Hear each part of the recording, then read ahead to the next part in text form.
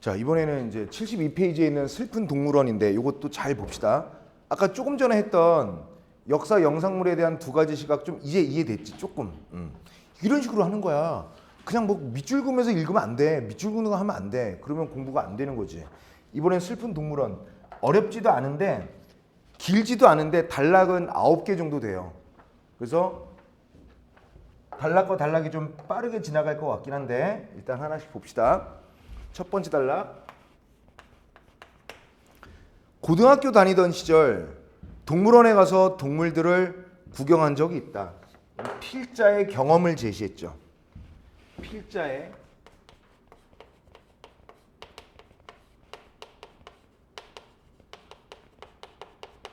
경험을 소개해. 그러면 어떤 효과를 거둘 수 있느냐면 글이 친근해지고요. 그 다음에 어떤 내용을 얘기해도 내가 직접 경험한 것이기 때문에 신뢰성도 높아져요. 여긴 책이 없는 거니까 잘 메모해두고. 침팬지 우리 앞에 사람들이 모여 구경하는 것이 눈에 띄었다. 구경거리라도 있나 하고 가봤더니 뭐 어차피 선생님이 준 자료에 밑줄 그었지만 한 번 더 밑줄 그을래? 이거 중요하죠. 침팬지 한 마리가 몸을 이렇게 좌우로 왔다 갔다 하며 한 손으로 유리를 똑똑 두드리고 있는 것이었다. 일정한 박자로 끊임없이 고개를 흔드는 모습이 마치 비유적 표현이죠. 우리 메트로놈 알죠? 메트로놈. 피아노 앞에 똑딱 똑딱 정확히 시간 맞춰 왔다 가는 거. 메트로놈의 추처럼 보였다. 즉 이거는 침팬지의 정상적인 행동은 아닌데 여기서 필자의 경험은 어디 갔다는 거야? 동물원에 한번 동물원 구경을 간 경험을 얘기하는데 거기에서 어떤 경험을 했냐면 침팬지가 일반적으로 하는 행동이 아니라 침팬지의 특이한 행동인데 얘를 어떻게 설명했냐면 메트로놈의 추처럼 보였다라는 거야.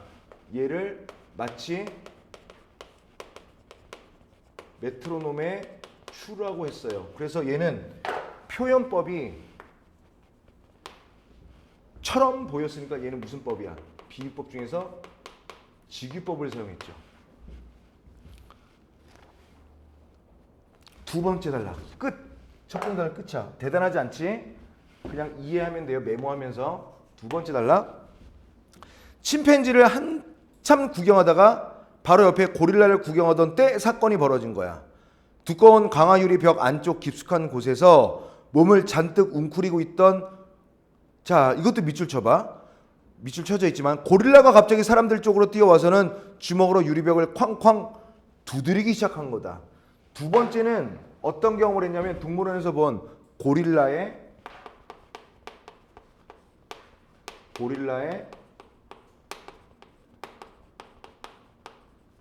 특이한 행동이죠. 관람객들은 모두 놀라서 깜짝 도망갈 수밖에 없었다. 유리벽이 깨지지도 않았고 다친 사람도 없었지만 공포스러웠다라는 거야. 그래서 이게 시작 부분으로서 이 첫 번째, 두 번째 단락은 이 글을 시작하기 위한 서론 부분이었다는 거죠. 서론 부분이 다 뭘로 채워져 있어? 글쓴이가 봤던 뭐의 특이한 내용, 맨 처음에 침팬지의 특이한 행동, 그 다음에 두 번째 단락은 침팬지의 특이한 행동, 고릴라의 특이한 행동. 고릴라의 특이한 행동은 뭐였지? 강화 유리벽을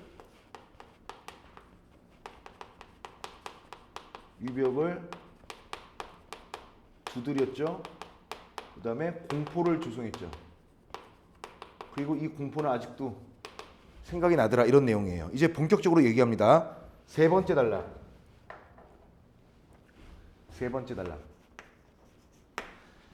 당시에는 그 무서운 침팬지의 모습을 보면서, 아니 왔다 갔다 하는 침팬지의 모습을 보면서 신기하며 웃고 즐겼다. 고릴라의 공격적인 모습에 놀라 도망치면서도 그 고릴라가 어떤 처지인지에 대해 아무 고민도 못했던 것은 사실이다. 근데 이제 와서 생각해 보면 두 유인원의 모습은, 두 유인원이 뭐야? 침팬지와 고릴라죠. 자, 보세요.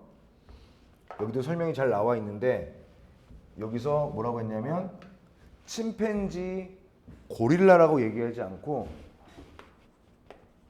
두 유인원이라고 했어요. 이건 중요합니다. 단어 선택을 이렇게 했어요.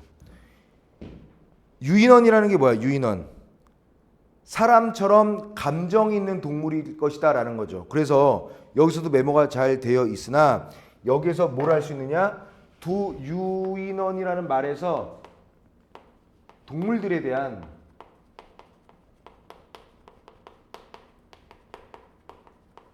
필자의 태도를 이 글을 읽는 우리의 독자 입장에서는 생각해 볼 수 있지. 왜? 그러니까 얘는 뭘 뜻해요? 침팬지나 고릴라를 사람과 비슷한 동물, 즉 얘네들을 사람처럼 감정을 지닌 것이다라고 여기는 거야. 그러니까 슬픈 동물인 거죠. 이 글의 제목이 슬픈 동물원이잖아. 이 슬픈 동물원은 결국 뭐야? 동물들이 고통을 받고 있다는 거지. 네 번째 단락. 네 번째 단락. 침팬지가 보였던 행동은 동물 행동학에서 정형 행동, 즉 다시 한번 정리하면서 한번 해보자.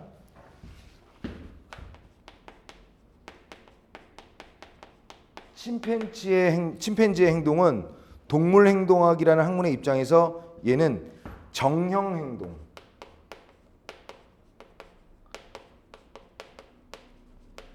또는 상동중, 상동중이라고 부르는 이상 증세였을 가능성이 높다. 이 정형 행동이라는 것은 뭐야? 정형 행동이라는 것은 반복적이고 지속적이지만 목적 없는 행동이야. 목적은 없고요. 반복적이고 지속적인 거야. 수의학 전문가들은 지속적 스트레스나 고통, 통증에 노출될 때 나타나는 비정상적인 행동으로 얘는 결국 뭘 의미한다? 정신적 장애라는 거야. 우리는 걔네들을 보고 즐겁다라고 하지만 이미 침팬지들은 정신병에 걸려있는 아이들이라는 거지. 이는 비교적 지능이 높은 동물에서 나타난다. 얘네들은 지능이 높은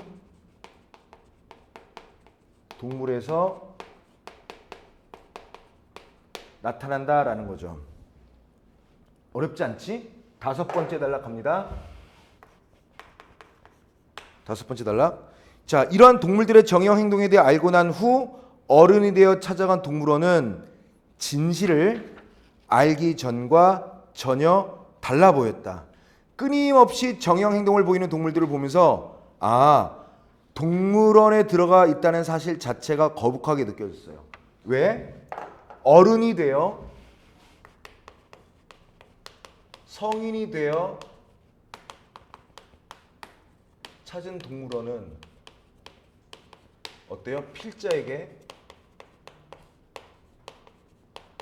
매우 거북스러움을 느꼈다.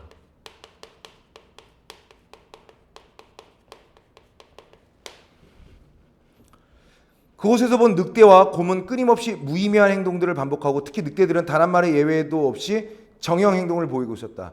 우리 앞에서 관찰하는 내내 늑대는 하염없이 철창 바로 앞 4~5m 정도 거리를 왔다 갔다 하고 있었다. 어른이 되어서 보니까 또 뭘 찾을 수 있었어? 늑대의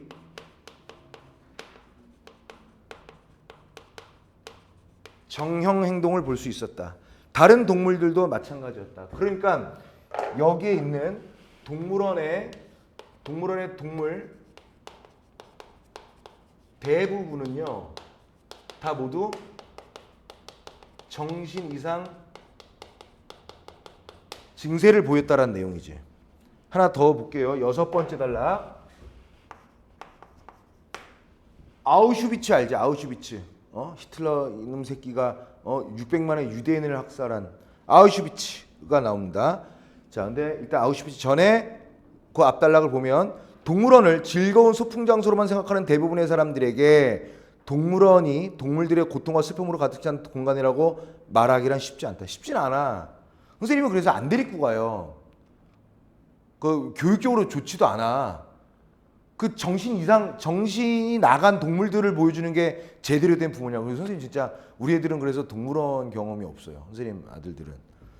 일반적으로 생각하기에 동물원은 우거진 숲과 동물들을 보고 마시는 도시락과 음료수를 먹고 마시며 즐겁게 시간을 보낼 수 있는 장소이기 때문이다.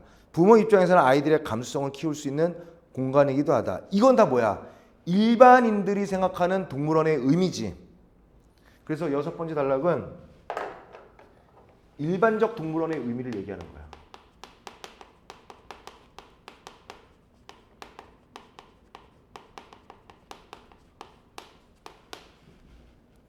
어떤 거예요?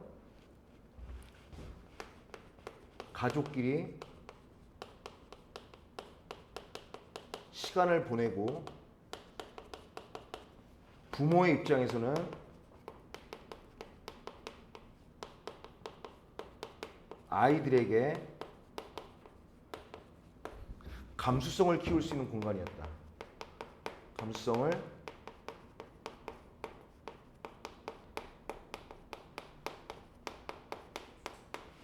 공간인 것이다. 그런데 7번째 단락 볼까요? 하지만 7번째 단락. 하지만 동물원의 입장에서 본 동물원은 어떨까? 중요하죠.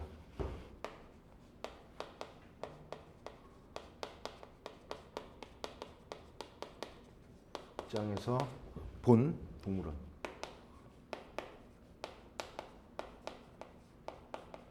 자, 마치 나치 독일의 유대인 수용소 아우슈비츠 같은 장소로 여기지는 않을까? 동물원 자체가 아우슈비츠 수용소는 아닌데 얘도 역시 비유법이에요. 원관념은 동물원, 보조관념은 아우슈비츠 수용소, 나치 독일 아우슈비츠 수용소. 전문가들은 수킬로에서 수십 킬로에 달하는 야생에서의 행동 반경에 비해 턱없이 좁은 우리, 관람객들의 눈에 그대로 노출되며 받는 스트레스, 놀잇감도 없이 멍하니 시간을 보내야 하는 환경, 이거는 동물의 입장에서 본 동물원의 열악한 환경이죠. 동물들이 봤을 때는, 동물원의 입장에서 본 동물원은 마치 비유적 표현으로 동물원은 뭐라는 거야? 독일의 아우슈비츠 수용소 같다라는 거죠. 그리고 또 있어.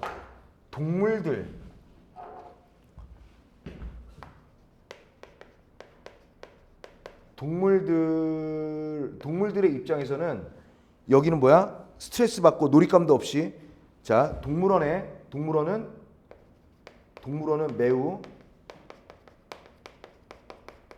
매우 열악할 것이다.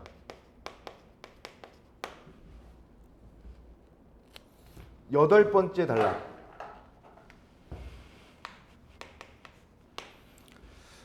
동물 전문가들이 꼽는 최악의 동물원은 체험 행사야. 그 중에서 끔찍한 최악의 동물원.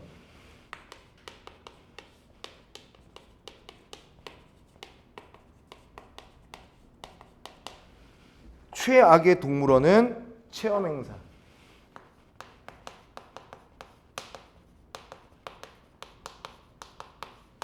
왜요? 특히 새끼동물을 만지게 해준 동물원들이 비판을 받고 있다. 체험이라는 이름, 여기 밑줄도 그어져 있지만 이 체험은요 곧 뭐냐면 누구의 입장이야?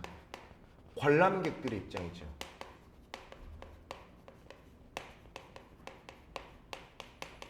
입장에서는 체험이지. 근데 동물들에게는 뭐야? 체험은 동물들의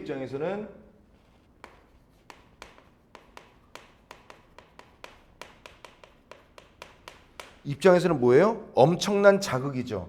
스트레스이고 학대라는 거야. 스트레스이자 자극이자 학대가 되는 거죠. 이건 동물들의 입장.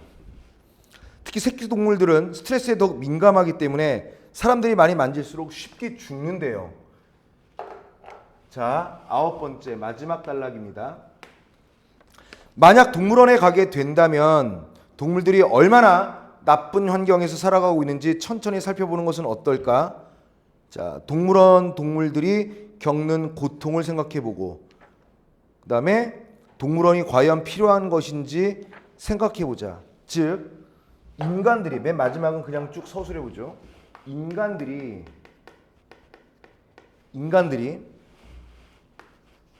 동물을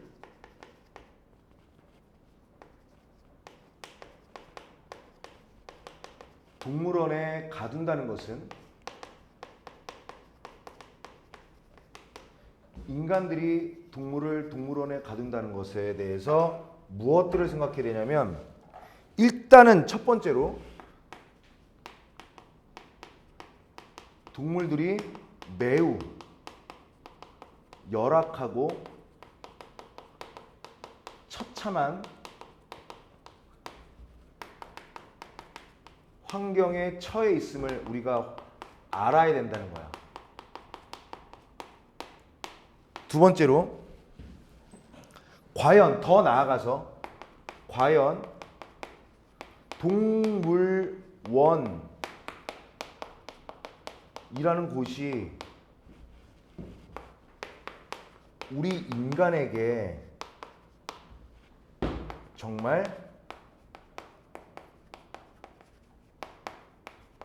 필요한 것인가를 생각해야 돼요. 그래서 이럴 때 이런 걸 뭐라고 하냐면, 과연 요 부분, 야, 동물원에 동물들을 가둬놓고 이렇게 매우 열악하고 처참한 환경에 놓여 있는 거, 야, 이거 문제 아니야? 비판 의식이 있는 거죠. 그리고 과연 동물원이라는 곳이 우리 인간에게 진짜 필요하긴 해? 라고 얘도 역시 마찬가지로 비판 의식이죠. 그래서 이 비판 의식은 우리에게 뭘 이끌어내냐면 반성을 촉구하는 내용이다라고 보면 되는 거예요. 한 번만 더 정리해보자. 길지 않아서. 일단 이 글은 되게 친근하고 이 이야기의 신뢰성도 높일 수 있죠. 필자의 경험을 소개하는 것으로부터 시작합니다. 그 필자의 경험이라는 것은 고등학교 시절에 동물원에 갔었던 일이야. 근데 거기서 본 첫 번째 내용은 침팬지의 특이한 행동이야. 그때는 학창시절 고등학생이어서 잘 몰랐지만 메트로놈의 추처럼 왔다 갔다 한 거야. 그때는 뭐 귀여웠겠지. 그 다음에 본 건 고릴라의 무서운 행동이야. 강화 유리벽을 막 달려서 쾅쾅쾅 두드리는 것에 대해서 공포를 조성했던 그런 기억이 있어. 요거는 이제 뭐 한 거예요? 말 그대로 경험을 언급했죠. 이 경험 언급한 것을 토대로 해서 이 침팬지와 고릴라를 두 유인원이라고 표현해요.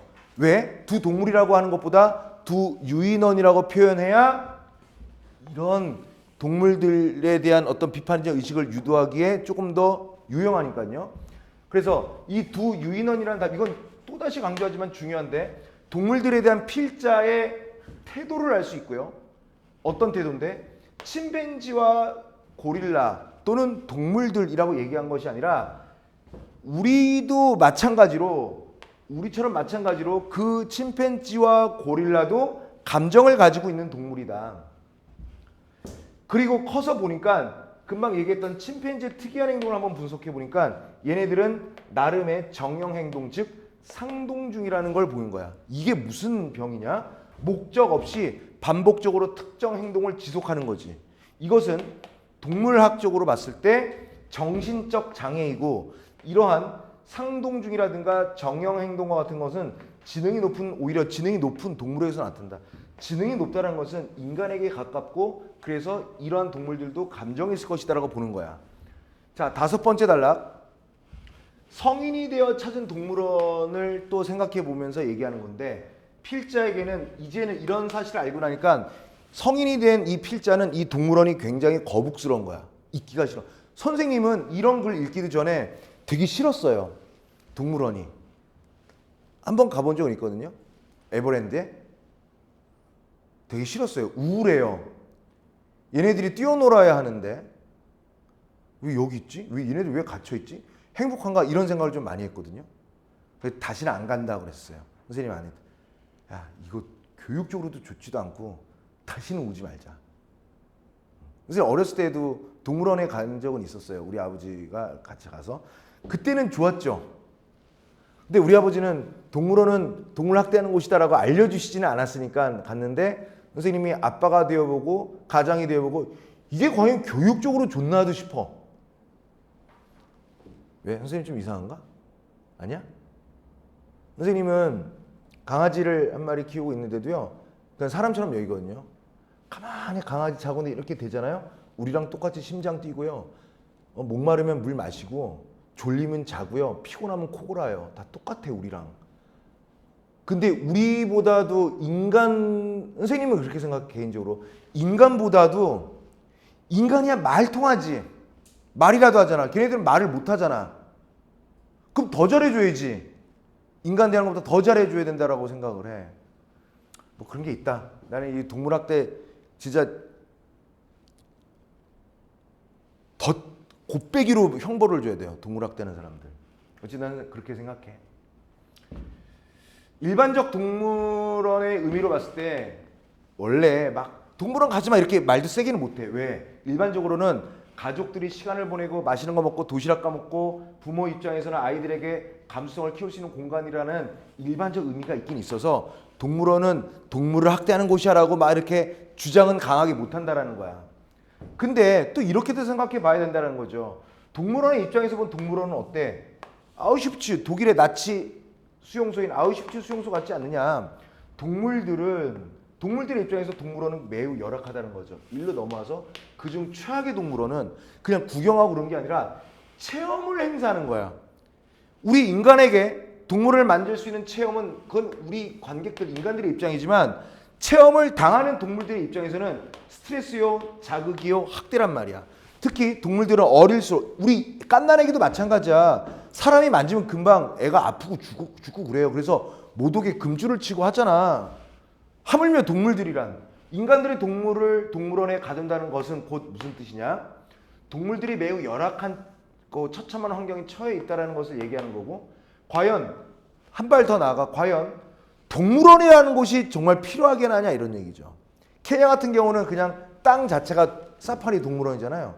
거기에는 그냥 냅두는 거야. 그리고 구경을 하는 것들도 있지만 그런 것보다는 그 자체를 보호하는 거예요. 동물원이 전혀 없으면 위험에 빠진 동물들을 살릴 방법이 없잖아. 그래서 사람 구경하는 동물원이 아니라 다시 야생으로 보내줄 수 있는 동물보호관리소 같은 건 필요하지. 응? 뭐 접종을 막게 한다든가 이런 거. 우리 동물 다큐멘터리 보면 다큐멘터리 사진작가나 영상촬영작가의 제1원칙이 뭔지 알아? 자연을 건들지 마라 이거야. 우리 내셔널 지오그래픽이나 이런 거 보면은 동물들을 막 잡아먹고 하잖아. 불쌍하다고 도와주면 안 되는 거야. 대표적인 게 펭귄, 남극에서 펭귄 촬영하는데 그거 알아? 그 이야기 알아? 그래서 너무 불쌍해서 금기를 깨고 물에 빠진 펭귄을 구해줬어요.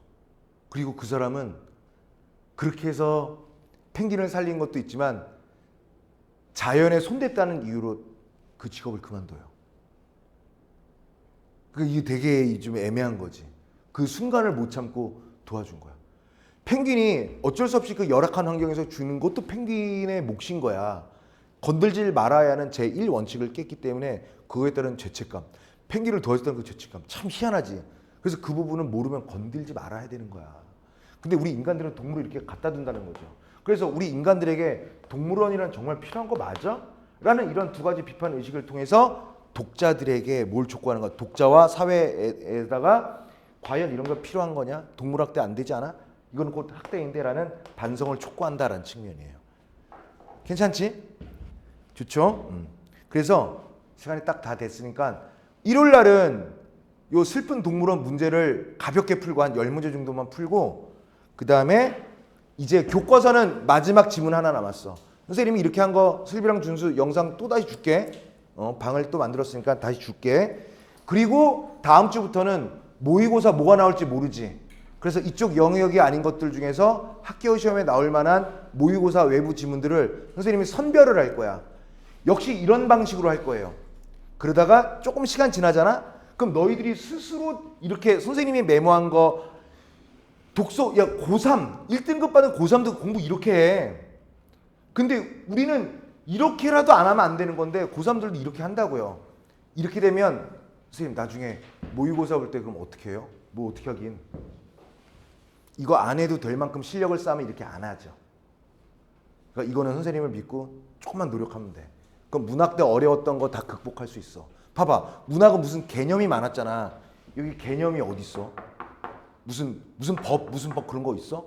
없잖아. 없어. 내 노력 자체가 공부야. 점수고요. 알겠죠?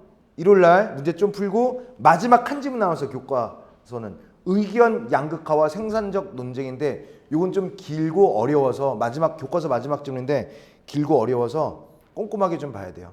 알겠지? 고생했습니다. 우리 심석고. 자, 일요일 날 보자. 일요일 날.